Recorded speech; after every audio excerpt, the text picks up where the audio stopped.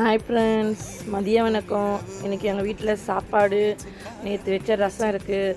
முட்டை பொரியல் எங்கள் அம்மா பண்ணால் எனக்கு ரொம்ப பிடிக்கும். எங்கள் அம்மா தான் இன்றைக்கி முட்டை பொரியல் பண்ணாங்க. அப்புறம் கொஞ்சம் தயிர் இருக்குது. உங்கள் வீட்டிலலாம் என்ன ஸ்பெஷல்? இதுதான் எங்கள் வீட்டில் ஸ்பெஷல். ஓகே, சாப்பிட வாங்க. நம்ம சேனலில் சப்போர்ட் பண்ணாதவங்க சப்போர்ட் பண்ணுங்கள், ஷேர் பண்ணுங்கள், கமெண்ட் பண்ணுங்கள்.